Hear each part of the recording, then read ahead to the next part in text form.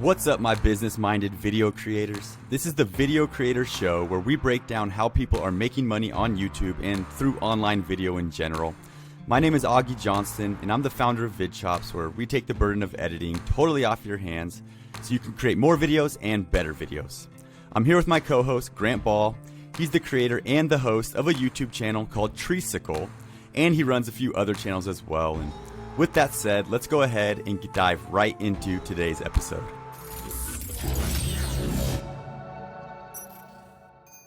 All right, you guys, today we are going to be breaking down a YouTube channel that makes over tens of millions of dollars. And I know it because I did a little bit of research on this and I found some interviews of this creator. His name is Jose Zuniga. He's got a YouTube channel called Teaching Men's Fashion, where he gets about over 10 million views a month. In the past, he's had over 20 million views. It's kind of gone up and down as he's kind of gone on his journey. There's a lot of things to take away from today's episode that you can learn to improve your own YouTube channel by learning from Jose Zuniga himself. And I'll just start this off by saying probably the biggest thing that he's done to grow his channel is release more videos. He's got about over 1,800 videos on his channel, Grant. Cool. Have you ever seen a YouTube channel with more videos than that? That is truly insane. Like on mine, there's maybe 400, and that felt like almost too much at times. Definitely too much at times. So this guy's a beast. I'm impressed. So I'll come back to that same question. Have you ever heard of a channel with that many videos? Or is that a record in your head? That is absolutely a record for sure. Yep. Same here. There's one other YouTube channel, a basketball channel that would release really short videos, like 10-second videos and stuff. And he was in the 2000s. His name is Dre Baldwin. But this channel here, these are not 10-second videos. These are 5 to 10 minute videos, and he's teaching men's fashion. That's the name of the channel. He's teaching guys how to dress better. Let me go ahead and just bring up his channel real quick, and I'll even do like a little screen share, and you guys will be amazed to see his first videos. So if you're listening to this podcast, you can go ahead and check out the show notes at vidchops.com/blog. And you can go ahead and check out those show notes to see the actual video footage of this. But on his channel, okay, so if I go to his oldest video, that's 9 years ago, and he looks like a 16-year-old boy here. But he's doing the same thing. The very first, I guess the second video on his channel is called How to Buy the Perfect Shirt. It's only got 40,000 views, but it's 9 years ago. So, like I said, he's releasing at least one video a day. I think over about 7 videos a week from my research, which is a lot. And in your opinion, Grant, what do you think is like the ideal upload schedule? So I have a philosophy about this. It's not a hard number, really. So it's really what you feel comfortable releasing, but also keeping in mind that the most content that you can release while still keeping quality that you're satisfied with, that's how much you should release. So for some people, that's going to be once a week. For this guy, this is clearly every day, probably sometimes twice a day. It's really a matter of what kind of content do you have. Is it very editing intensive? Is it really research intensive? Or is it more like teaching men's fashion, where you can kind of just set up in front of a camera and show people how to tie a tie, or just talk off the cuff, no pun intended, about whatever it is that you already know. And it's just about saying it to the camera. So I would say as often as possible while still being satisfied with what you're putting out. Yeah, that makes a lot of sense. So what I'm hearing is if you're creating, vlogs, right, that take a ton of editing, you're shooting B-roll, you're getting all this footage, like, probably can't do a daily upload. That's a pretty intensive thing. But this guy's almost like a talking head video, right? He's already got a studio set up. He's hitting record, jumping in front of and talking about what he knows. And I can relate to that because with my basketball training channel, Baller Boot Camp, it was really like that. Like my notes, my script would be like one line. It would be like ball handling drill through the legs. And then I'd be like, okay, I know what I'm going to do. I've been doing this drill for years. I'm just going to teach it, on camera. And I could just go off the cuff, So that's a good philosophy. I like that. As much as you can for the style of content you're creating. So let's take a look at his most popular videos. That's what I have up right now. His most popular video has 13 million views, and it's from 4 years ago. So as I look through these videos, none of these are recent, which means he's probably not getting very many like suggested views or recommended views. These are probably mostly search based, and I say that because if you release a video, let's say I released a video 1 month ago, and it's in my top most popular videos. Well, it's not going to all of a sudden become in my top most popular videos just through search, because the searches that happen on YouTube are kind of like consistent over time. Mm-hmm. But if I do make a video that's getting recommended and suggested, and then it can, YouTube algorithm can push it out, and then all of a sudden it can get, 13 million views in a certain amount of time quickly. But that's just not going to happen through search. So let's take a look at these thumbnails first. So they're using like this almost like before and after, or the wrong way and the right way to do it. Have you ever seen this style before? What do you think about this thumbnail style? Definitely. I mean, you see the red X, the green check. Already that is sending subliminal messages. Like, I'm sure anytime you use your phone or whatever, the green check, red X, it just tells you right, wrong. And then especially when it comes to fashion, it is basically subconsciously telling you, like, this is how to look good. And I am a big fan of this. It's maybe a little corny, but it does the job. And a lot of these are his older videos, I see, as you mentioned. But I do wonder if he still does this, or if he's updated his style. Because this does have kind of a, like, 2015, 2014 YouTube vibe. Not that that's a bad thing. Clearly it worked for him. Yeah, I think that the red X and the green check makes you like look at the red X and be like, oh, that looks like me. And then you look at the green check and you're like, oh, that looks a little different. And you're like, oh, I'm doing something wrong. I got to click it, Mm-hmm. Let's take a look at his most recent ones real quick. So his most recent YouTube thumbnails are different.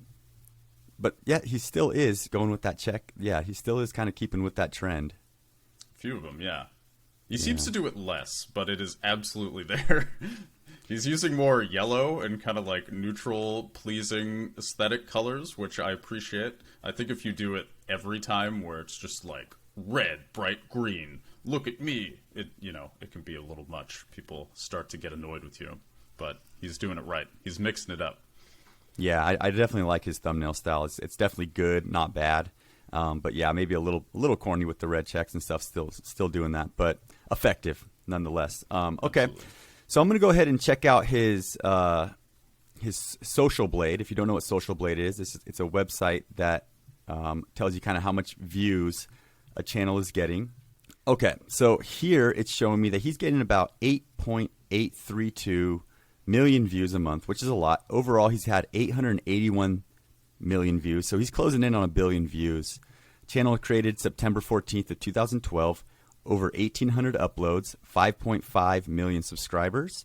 As I scroll down, I can view his monthly views, and he's about averaging about 10 million, 12 million views a month. Mm-hmm. But as back in, I guess, May of 2019, he was getting about 21 million views a month. So as far as YouTube monetization goes, if you were to guess, Grant, what would you guess he's making per month from his YouTube AdSense? Here it says estimated $26,000 to $423,000 per year, but that's a huge range. Where would you guess? Geez, I would guess he's making probably on the lower end of that per month. I would guess around $35,000 a month or so. This is just based off numbers I've seen on my own channel. But he also tends to have shorter videos, so that's why I'm guessing it's on the lower end. If his videos were longer, then you could assume that each video is pulling in more money. But it's also when you get up to the upper echelons, of millions of views a month, the ad revenue tends to bump up exponentially. So, I mean, he could be making easily anywhere between $35,000 to $60,000 a month, I would guess. But I find with Social Blade, up to $423.9 thousand a month. Well, this is yearly. This is actually yearly here. So this is yearly earnings. So you're saying somewhere around 35,000 a month, which would be about 400,000 or so a year. So I guess that'd be about right. My bad.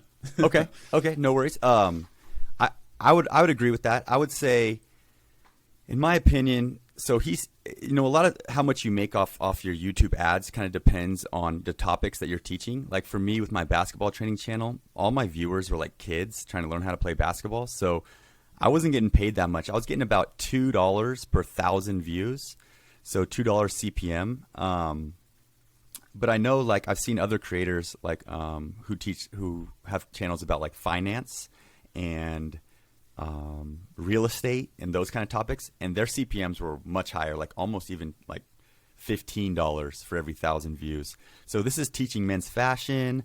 I'm guessing people do want to run ads on his videos because people are selling men's fashion products. They can get in front of men, 20 to 50 years old, who actually have credit cards, unlike the kids that were watching my videos. So I would say he's probably, my guess would be kind of in the mid-range. Like he's not making as much as the real estate finance guys, but I would say he's making more than the basketball training channel or the comedy channel, stuff like that. So that'd be my guess. Okay, let's go ahead and dive deeper into his channel a little bit more. Let's see. Here I'm looking at. Okay, so let's look at how he's monetizing his channel, his following, right? So what a lot of people don't understand is that just having a YouTube channel and no other monetization method besides the YouTube ads, you can do it. You can create a successful career doing that, but it makes it more challenging. So what most creators do is they have like a little back end business to their channel. So Grant, can you think of off the top of your head any other channels that sell products or something like that of their own? Oh yeah, I mean, you look at big ones like Logan Paul, for instance. He has his own merch line, Maverick, and he makes most of his money off of that. And if you can manage that, that's the most consistent way to make a good amount of money off of YouTube. Because YouTube ads, especially if your content can be controversial, it's very easy to get demonetized. But if you can get your audience to buy merchandise that they associate with you, they like you and your image, they'll want to buy your products, and you can consistently just pitch your products, make good money. So yes, I mean, Logan Paul is a big one, and really any creator with a big following that is loyal is going to have a successful merchandise business. Yeah, no, totally agree. So the cool thing about Jose Zuniga and what he's been doing is, and what I like better than just creating merch, is he's creating brands, right? So the difference between creating merch and creating a brand is creating merch is like, me creating my YouTube channel and then having a shirt that is named after my YouTube channel or something like that. So that's great. You can definitely monetize that and make money in sales doing that. But you're not really creating a brand that you can maybe exit or sell someday. If somebody might want to acquire your business, they probably are not going to be too excited to acquire your merch brand unless they could acquire your channel and everything with it. But what he's doing is he's created this clothing line called Essentials, ESNTLS. And what it is it's basically just like minimalist clothing. Like that's the best way I can describe it. It's like there's no logo, there's no designs to them. There's no really anything. It's men and women. And it's just like, like a blank tee, like a V-neck t-shirt, like, just a basic, I don't know what you call this stuff. I'm not a fashion guy myself, but, so this company alone is what's allowed him to scale to over $10 million a year. And like I said, he did admit to making that in a video that I watched. But as I click through here, you can see that, this is basically like a Shopify website is my guess. And Shopify is just an easy way to get a website up that can sell products. And here I'm looking at a $30 t-shirt that you can get in a bunch of different colors. And it literally is just a t-shirt, but I'm sure it's got like a nice cut to it. That and it's bamboo, which I have bamboo socks, very comfortable. Oh. Okay, yeah, I missed that part. It is bamboo. Yeah, so a little bit of differentiation. This one's sold out, which is crazy. But this is one of the ways that he monetizes his following. And he, in this interview that I saw, he said that this is probably the biggest revenue stream that he has. If I look at a website called Similar Web, I'll check that out real quick. We can see exactly how much traffic he's getting to that website. I mean, this is obviously an estimate, but let me see. I have to bring that up here. Sure. And I did want to touch on merchandise versus a clothing company, for instance, that's Sure. more generalized. That's a pretty important distinction. So it's like the difference between being associated with you and a company that is this sort of freestanding entity that obviously you can advertise on your channel. That's ingenious. I respect that. Yeah, I really like it because of the fact, too, he said that in his early days, right, he was doing all these brand deals and he was promoting all these different products and getting paid pretty well for it. But eventually he was just like, why are we promoting this other stuff when we could just, cut out the middleman and create our own brand, which we could promote even harder, right? You do a brand deal, you're going to give them a 20-second ad in the video or something like that. You promote your own brand. I mean, you're just putting it everywhere, right? You're putting it in your videos, on your banner, as your links, and all that kind of stuff. So anyways, as you can see here, this is called Similar Web. It allows you to see some web traffic here. And as I hover over here, I can see that in the month of November 2021, he got 630,000 website visitors Wow. to Essentials. That's a lot.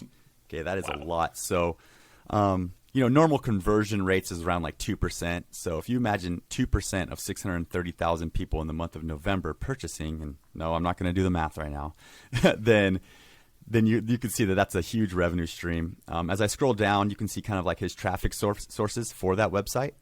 So 30% are just typing in essentials.co. 31% is coming from search, so that's good. People are searching for whatever, blank tee or minimalist t-shirt design or something like that and landing on his website. And then 37% of his traffic is coming from social. And, we can guess already that when it comes to social, 94% of his social traffic is from YouTube. But you know what? You can attribute, okay, only 37% from YouTube, but my guess is that YouTube accounts for pretty much all of it because I don't see any ads being run. I just see people finding his YouTube videos and then eventually going to his website. It's my guess. Yeah, and then figure his YouTube channel is the source of a lot of the success because even any traction he's getting through Google search, the reason it's probably getting more traction is because it already got a lot of hits from his YouTube channel. So Google is now prioritizing it because of the original influx of people. Definitely. Okay. So the next company that he has is called He Grooming. And this is basically men's grooming tools. There's a company that's on its way to, I think, being $1 billion company called, what's it called? Something men shave. I can't remember the name off the top of my head. Manscaped. Have you seen any ads for Manscaped or anything? I have seen plenty of ads for Manscaped, yes. Okay, so this is almost like a spin-off of Manscaped, his own brand. Let me see if I can get it up and share it here. But basically, we're talking about things to shave your balls, things to shave your chest. Very important. Some other kind of things like, let me see, like some facial scrubs, stuff like that. Let me see if I got the right one. There it is. So, as you can see, this is very kind of like sexualized as well. You got a man in the shower with his shirt off, with soap all over his body, and then a woman with clothes on, thankfully, in the same shower. But the products here are a body wash and deodorant for $21, a facial scrubber, and a derma roller. Which, do you know what that is? Yeah, so Okay. You can use it for a variety of things. You can use it on your face, it gets rid of wrinkles and stuff. You can use it on your hairline if you're losing your hair, and it'll make your hair come back. Things like that. Okay, never seen that one before. But also even a toothbrush he's selling. So that's an interesting play. But yeah, so this is kind of another product line. I don't know how big this one is yet, but another one of those that he could eventually grow and then exit out of and sell to. Who knows? So a couple good plays there. The last thing I'm going to bring up that he's monetizing with is his blog. So all of his YouTube videos he takes and posts them on his website. It's a blog. Do you do that with Treesicle, or do you just let them live on YouTube? We mostly let them live on YouTube. We'll post to our social medias, but we don't have a blog or an official website of any sort. You don't really need one unless you're going to be selling things, like in his case. Yeah, I agree with that. What I did when I was actively running my channel was we did post everything onto a blog and create a blog post for it. And we were selling things. We were always directing people over to our website. But it worked out well. It's a lot of extra work, honestly, to go and create a high quality blog post with the video and all that. But I will say that, those blog posts do rank on Google now, and they do get search traffic. So it's not a terrible idea to do if you have the time and the resources, I think. But like I said, it's a lot of work. This last one is called Teaching Men's Fashion. It's a blog. I'm going to share the screen of it real quick. And like I said, it's nothing special. It's literally just his videos that he's posting. I'll go to one real quick. We can take a look at exactly what he's doing here.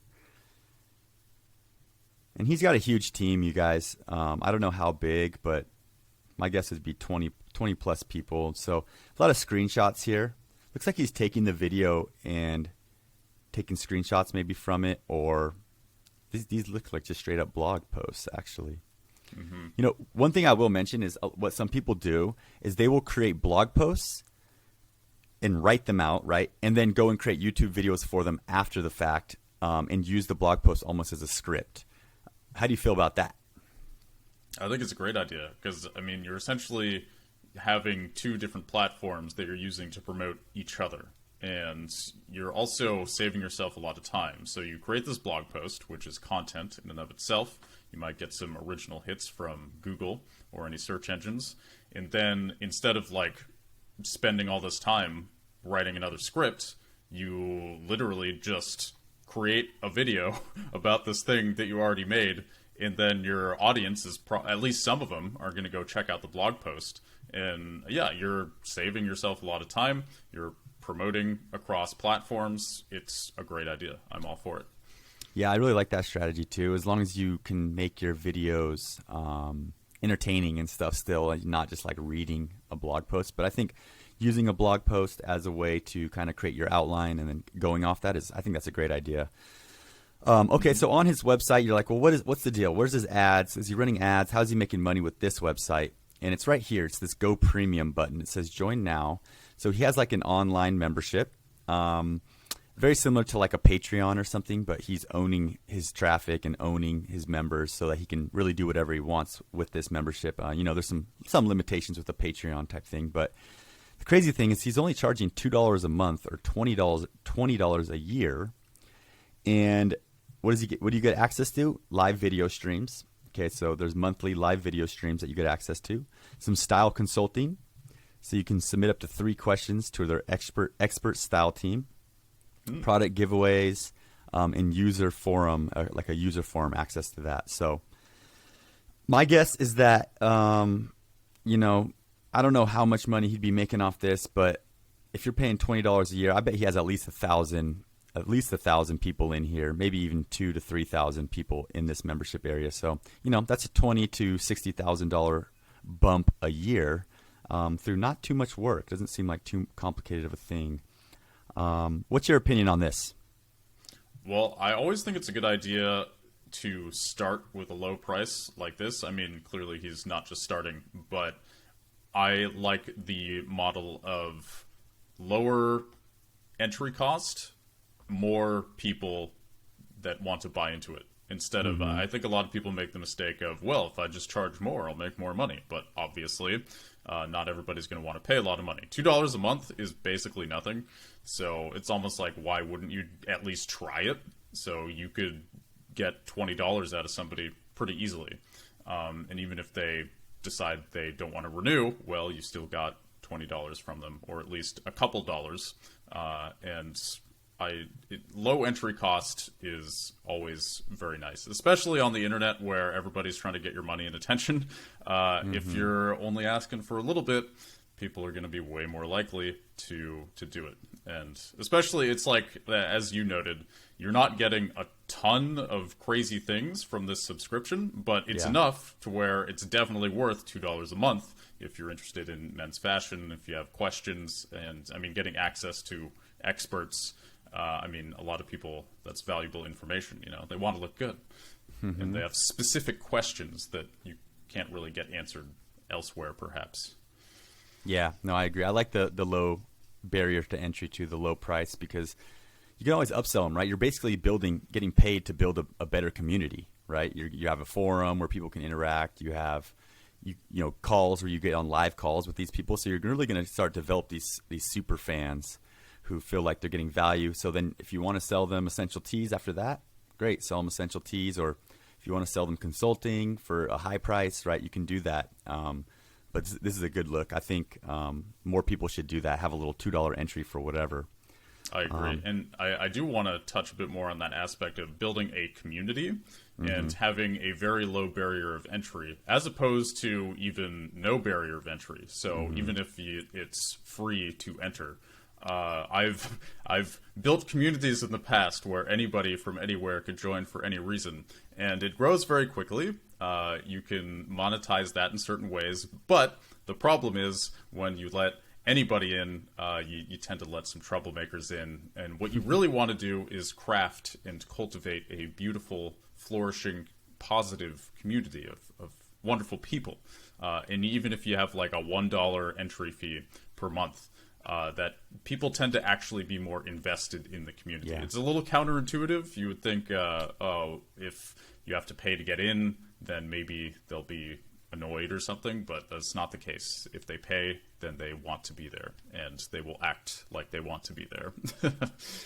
Yeah, totally. And also, like you mentioned it briefly, but when you pay money for something, you appreciate it, right? You actually do it. You know, yes. How many times have we entered our email for the free download and then got the free download and never did anything with it? But as soon as you pay $2, then you actually will implement it. It's kind of like a psychology thing.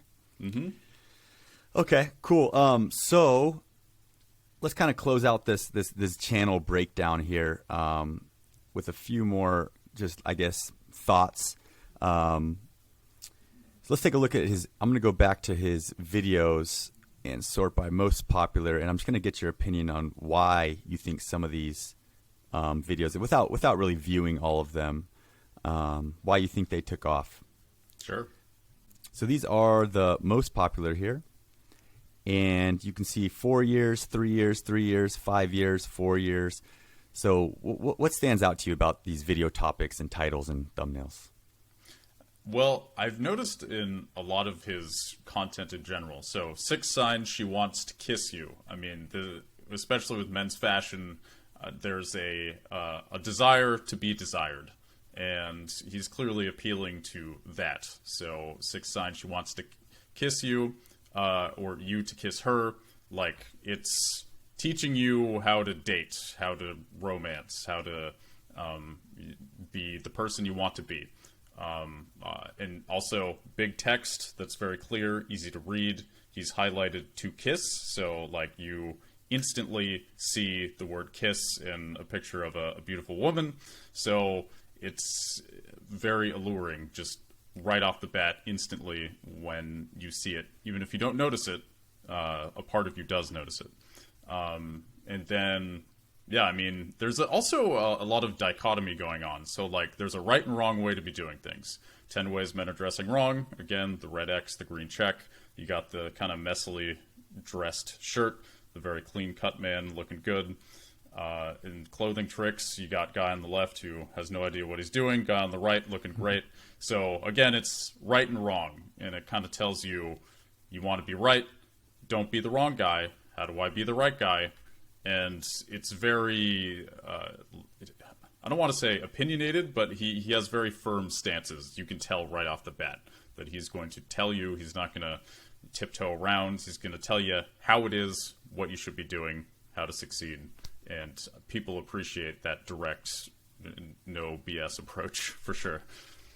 Yeah, and when it comes to his topics, his video topics and titles, they're very similar, right? 6 tips, 10 things, 6 ways, 5 rules, 6 signs, 7 tricks. In my opinion, that works well on YouTube because YouTube wants the viewer to watch all the way through, right? They want that high view duration.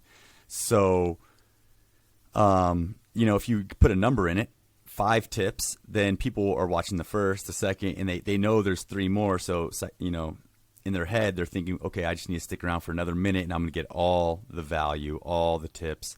So I think that works well. But yeah, these are all numbered. And we actually at VidChops used to edit for Jose Zuniga. So this is, some of the videos. This is one right here, 7 style tricks that will instantly improve your 7.9 million views. We edited that for him 3 years ago. Wow. Yeah. So definitely got his money worth on that one. But yeah, these are all very similar in that regard. Okay. So if you're going to take anything away from this today, you guys, it's, hey, how can I not only sell merch, but how can I build a brand on top of my YouTube channel? The thumbnail style here is pretty clear to see with the right way and the wrong way. And then I would say the titles and topics are, number based, 10 ways, 8 things, all delivering value. So, okay. Let's go ahead and transition into the next part of today's show where we are going to talk a little bit about some YouTube channel ideas. So I'll go ahead and throw this to you first, Grant. Is there any kind of YouTube channel that you've ever wanted to create or one that you thought might do well? Sure. So one that's kind of been buzzing around in my head is, I guess, to first give the abstract version, it's just to take a topic, for instance, a video game. My channel is a video game channel. That's the realm I know best. And you want a world with a big universe. So this could also apply to the Marvel universe, big movies, whatever. And the channel is solely dedicated to talking about every single nook and cranny of the universe. Every video is a different character. It's a different thing that you might want to know. Maybe it's a place. You could do Asgard for Thor and talk about the whole history of Asgard, and then everything on that channel is just all based about Thor, for instance, that universe. So for me, I don't know if you're familiar with the game Dark Souls, but I've thought about making a Dark Souls channel and even trying to get an AI to write the scripts. I'm starting to mess around with that and really just release as much content as possible about here's a whole video on this boss and everything about him, where he came from, his whole lore, his history, and then the next day you release a video about this enemy. And the idea is just to cover all the bases in a particular universe that I'm passionate about or you're passionate about. And what is nice about this is when you're making a YouTube channel, you want to make sure that it is as narrowly focused as possible. So when you've chosen a specific game or a specific universe, then your viewers always know what to expect. And then when you have these kind of almost predictable topics, people could get in the habit of watching. And they've come to know what to expect. And with this type of channel, it's sort of I guess, quantity over quality. Obviously, you'd want the quality to be good, but it's not necessarily going to give you some mind-blowing theory about something you never would have guessed. It's just people like to absorb information about universes they're passionate about. They like to feel absorbed into these fictional worlds, and your channel, in this case, would be doing that. My channel would bring people deeper into whatever universe they are passionate about. It'd be a type of thing where people, you fall asleep listening to it maybe of every night because it's kind of soothing. It gets you into the realm of fiction, so to speak. Takes your mind off things. Very nice. I love that idea. And I was gonna the part that you said at the end, it's the kind of content you would watch or listen to as you fall asleep. I was gonna say I definitely vibe with that because there's a YouTube channel called CoffeeZilla that I watch, and I watch before I go to sleep every night. And I love listening to that guy's voice because I can fall asleep because the way he talks is funny, it's quirky, it's intelligent, and I could definitely fall asleep listening to that. Have you heard of that channel? I have, yes. He had some video about it was what goes on hundreds of thousands of feet under the ocean or something. I swear he made a video about giant squids. I could be totally making this up, but I believe he had something about that. Okay. Yeah, that might have been an earlier video. Nowadays, he's talking about mostly like fake gurus and weird stuff like that. But you'll definitely have to check out his channel if it's and see if it was the one you were thinking of. But yeah, like I said, that kind of digestible content like that releases almost every day. Like you go to that channel, you check for it every day. Like that's great content to create. And I could understand. I'm not a huge video game guy, but I know that the worlds are huge. So that's like almost endless content. And for most YouTubers, the thing that kind of messes you up is content ideas, topic ideas. At least for me, like if I had a list of a bunch of great ideas and little notes underneath them, I could jump in front of the camera and knock that out. But coming up with those good ideas is kind of a challenge. Yep. And yeah, when you have this sort of strict but not too strict idea for what the channel is, the ideas just come to you. It's like, I mean, there's some tree that was featured in one shot. Oh, how much can you talk about this tree? Maybe it's only a 1-minute video, but you say all the facts you can about it. And I mean, that's a very silly example, but you get the idea. It just kind of, what to cover. There's no ambiguity. Cool. All right, we'll stick with that. So if anybody's in the video game world, there you go. There's a freebie right there that you can use. Okay, so let's talk a little bit about video topic ideas. So let's not come up with specific ones. Actually, let's come up with some specific ones. I'll do that, and I'll kind of take the lead on this one. So here's my video topic idea that I recommend people. Versus. That's it. Versus. Create versus videos. So whatever niche you're in or whatever kind of, even if you're in the video game niche, do like a, this video game versus this video game. If you're in the, I don't know, basketball world, this basketball versus this basketball. It's almost like review or breakdowns of two different things. Have you ever seen any videos with that kind of style, Grant? Oh, yeah. I mean, I've made them myself. We had a Pokemon versus Digimon video, absolutely. It creates some competition, a feeling of who's going to win, who's better. And especially if it's already a controversial topic, well, people, they're going to look to be angry or justified. And those are intense emotions. Do you recall how well that video did for you? It did very well. I think sitting somewhere around 400,000 views, the Pokemon versus Digimon video. Cool. That's awesome. Yeah, I love the versus video idea. I wish I would use it a little bit more. I would like to start creating some, camera, like iPhone versus, I don't know, Canon M6 Mark II, like a really good camera and stuff like that. I think those are great videos. Okay, so before we close this out, you guys, we'd like to give one tip on how to grow on YouTube. I'll give one, and then Grant will give one. So my tip for today is very basic, but it's use text in your thumbnails to create curiosity.